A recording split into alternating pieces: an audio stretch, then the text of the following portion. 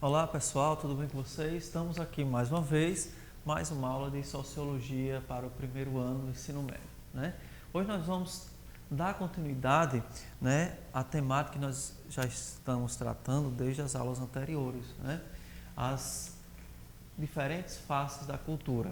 Hoje nós vamos buscar compreender um pouquinho mais ou reforçarmos, né, os diversos e diferentes conceitos de cultura, né, e como essas se dão, tentando entender e compreender as principais características de cada uma delas, né? Então vamos lá. Alguns conceitos de cultura. Primeiro, né, nós já vimos e já discutimos aí nas aulas anteriores que cultura é toda e qualquer forma de representação e de expressão, né, da ação humana, né, dentro do coletivo, dentro da sociedade no qual ele está inserido. E ali nós temos o que? Cultura material, cultura não material, né, a forma de pensar, a forma de se expressar, né? Então todos esses conceitos, né, todas essas ideias é aquilo que compõe a cultura, ok? Então nós temos aqui um dos primeiros conceitos chamado cultura popular, né, que é um conjunto de manifestações que tem origem nas classes dominadas ou populares. É o saber não institucionalizado ou não dominante em determinada sociedade. Ou seja, primeiro vamos entender aqui essa ideia de classes dominadas ou classes populares, né? Então, as classes populares, né, ou dominadas são aquelas classes, né, o que nós chamaríamos de povão, né, de um modo geral, né? Existe uma cultura institucionalizada, aquela que é criada pelo Estado, criado um modelo, um padrão, como, por exemplo, né, aquilo que nós aprendemos ou que ensinamos na escola, nas faculdades, nas universidades, é um modelo de cultura institucionalizada e também, né, ou também chamamos de uma educação formal, né? No entanto, essa cultura, essa cultura popular, ela é, né, oriunda dos mais diferentes segmentos, né, populares de um modo geral. Então, nós temos aqui a representação da sociedade, né, das classes, né, populares, das classes dominadas, aquilo que se compreende a partir de cultura popular. O outro conceito que é aquilo que compreendemos por cultura erudita, né, práticas de valores que tiveram origem nas classes dominantes. É o saber institucionalizado, apresentado como produção e visão de mundo das elites, que procura se consolidar com a base na oposição ao popular.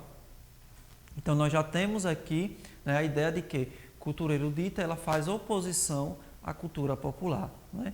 Então a cultura erudita seria um modelo, uma forma de expressar, de manifestar a cultura, né, que é colocada a partir das classes dominantes e que essa classe ela é o que? Essa cultura ela é institucionalizada.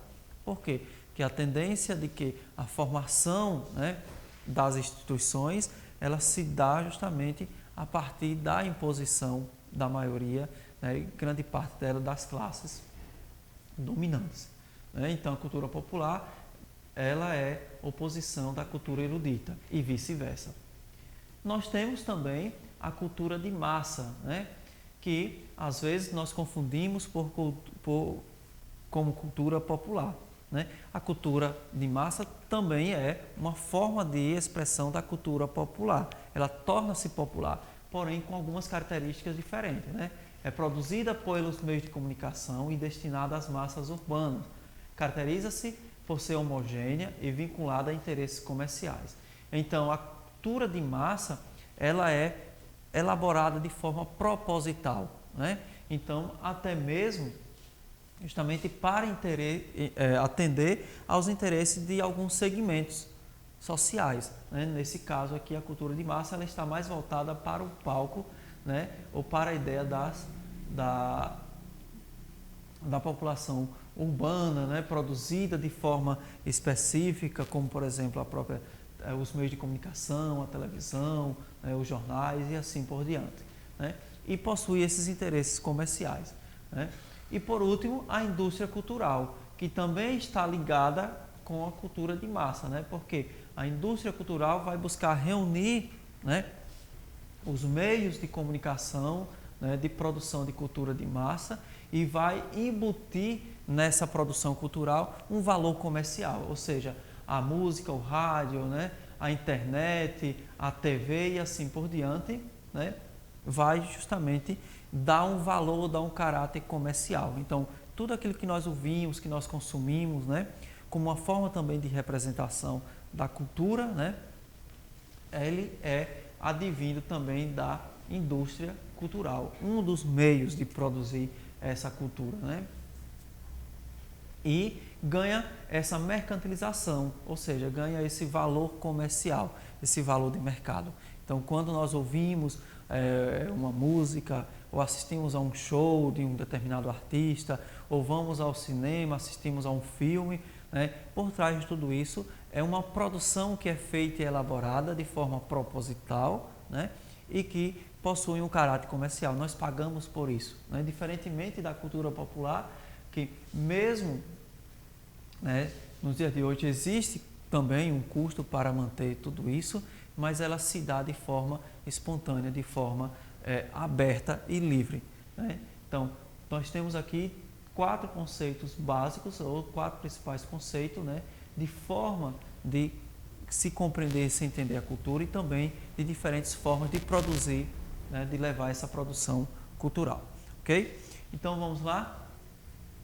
A internet, a indústria cultural, a liberdade e controle. Então, nós buscamos entender o quê? A internet, né, como um meio de comunicação de massa, né, tem sido tema de grandes debates que divide opiniões em torno de alguns argumentos. Ou seja, a internet ele é um espaço muito amplo, né, de produção cultural, de consumo também da cultura de massa, né? Mas, no entanto, até onde vai essa liberdade, até onde existe controle, né? Existem discussões cada vez mais acirradas a respeito do controle daquilo que se é produzido nos meios digitais, né? Em alguns países, até mesmo aqui no Brasil, já se pensa, já se cria algum modelo de leis e de constituição que busca justamente controlar essa forma de produção, né, no meio virtual e também na indústria cultural, né?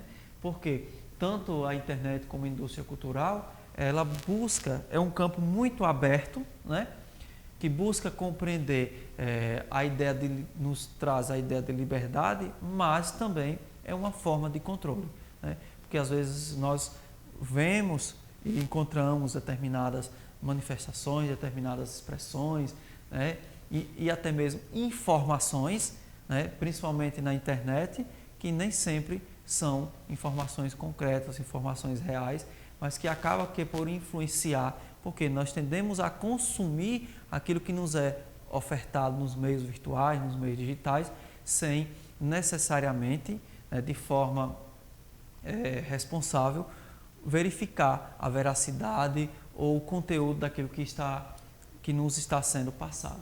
Então, quais são os argumentos utilizados? A internet garante maior liberdade para divulgação e acesso a bens culturais produzidos, à margem da grande mídia, sendo um meio propício para o fortalecimento de ideias democráticas. Então, nós temos aí, pelo lado positivo, pelo olhar positivo, né, do uso da internet, é justamente essa liberdade para a divulgação, né, das representações e dos bens culturais. Isso quando utilizada de forma correta. Um outro ponto também é que aqueles que estão fora dos grandes meios de comunicação, né, das grandes meios de mídia e de massa, né, a internet se faz também uma forma de consumo, né, de uma cultura de massa voltada principalmente para os mais diferentes segmentos e os campos sociais. Então, a internet ela torna-se muito democrática com relação a isso, né? Compreenda-se aí, né, o uso democrático da internet como uma forma lícita, uma forma coerente, uma forma responsável de utilização e de uso da internet. Um outro ponto também, a internet funciona como um meio de propagação dos interesses da indústria fonográfica, ou seja, nos meios virtuais, a indústria fonográfica ou a indústria cultural se utiliza muito também dos recursos da internet para divulgar, para apresentar os seus produtos, propagandas, né? Fazer com que desperte na pessoa, no indivíduo, o interesse pelo consumo daquela expressão, daquele produto cultural que está sendo ali apresentado, né? Então, dessa forma, fortalece a divulgação, a venda de produtos culturais dentro e fora do meio dela, né? Ou seja, dentro e fora da internet, dentro e fora da indústria cultural, né? Está diretamente interligado esses campos, esses meios de atuação, né, da cultura digital e também da indústria cultural. E por último, né, não cabe a nenhuma organização estatal determinar o que se deve ser divulgado e acessado na rede. Aquela ideia que eu falei inicialmente. Em alguns países, né, já existe a preocupação, né, de se controlar aquilo que deve ser postado ou publicado, né, nos meios digitais. Porque, às vezes, nem sempre, não é porque um determinado conteúdo está ali colocado, significa dizer que aquilo ali venha refletir de forma positiva. Vamos encontrar, né, conteúdos positivos, conteúdos que vão reagir de forma negativa em nossas vidas. Então, dessa maneira, existe a preocupação. Até mesmo, né, muitos crimes também são cometidos dentro dos meios digitais, dentro da internet, né? Assim como também a divulgação da cultura de um modo geral. O debate sobre liberdade e controle na internet não pode receber influência dos interesses comerciais de grandes corporações e mídias. Pelo menos essa é a ideia que se propõe, né? Em que dentro dos meios digitais, né, não haja esses interesses comerciais, né, de grandes empresas e também das grandes mídias. E é exatamente o contrário do que nós observamos, né? No modo prático, isso não funciona de forma tão efetiva, né? Então, a internet seria um meio democrático para a propagação, para a divulgação, né, da cultura de um modo geral. Isso no olhar mais positivo, nas melhores das intenções, mas quando isso não ocorre de forma efetiva, né? Então, por último, nós temos a cultura, identidade e redes de fluxo no século XXI. O que seria essa identidade social, né? O reconhecimento consciente do pertencimento a uma coletividade específica, com características distintas dos demais grupos. Ou seja, identidade social é aquela ideia de pertencimento, aonde cada indivíduo, né, ele se identifica, né, ele se vê pertencente a um determinado grupo a partir dos elementos culturais, né? Na modernidade, as nações representam comunidades simbólicas que serviam de base para a construção de identidades coletivas, enquanto na contemporaneidade percebe-se uma flexibilização das identidades, cada vez mais contextuais e móveis. Ou seja, aqui nós podemos compreender que a cultura e a identidade, né, cultural de cada indivíduo, ele é móvel, ele é flexível, né, vai de acordo com o contexto, de acordo com o momento, e ele é também dinâmico, ou seja, não é algo estático, não é algo parado. Ou seja, a cultura, ela é dinâmica, está em constante mudança, em constante transformação, né? E por último, também o surgimento das chamadas tribos urbanas, né?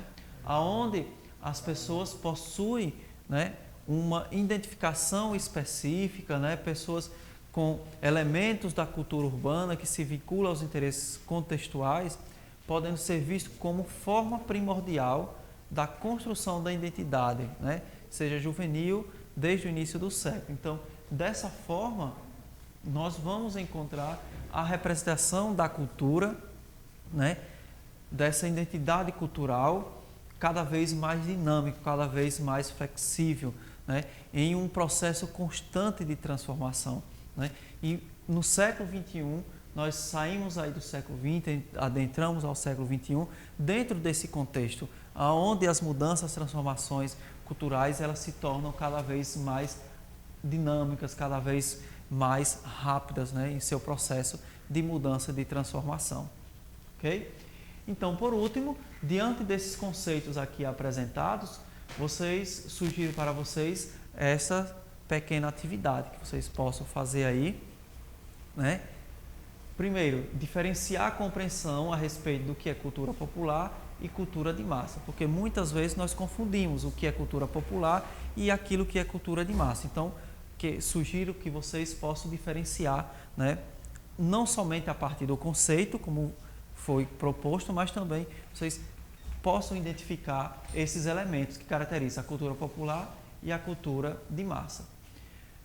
A segunda questão sugere aqui, a cultura erudita é tida como o saber institucionalizado, apresentado como produção e visão de mundo das elites, que procura se consolidar com base na oposição ao popular.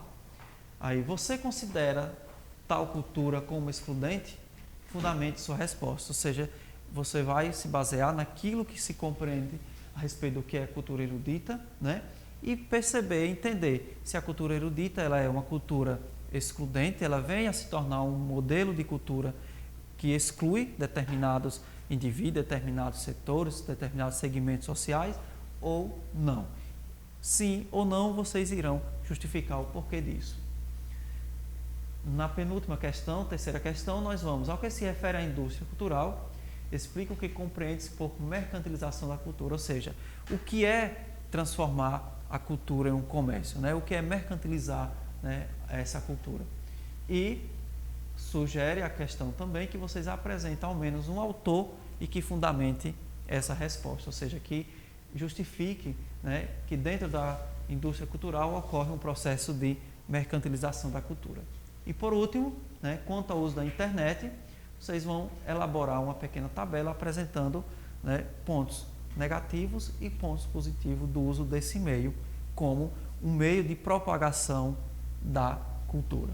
Ok? Então, obrigado a vocês pela atenção e até o nosso próximo encontro.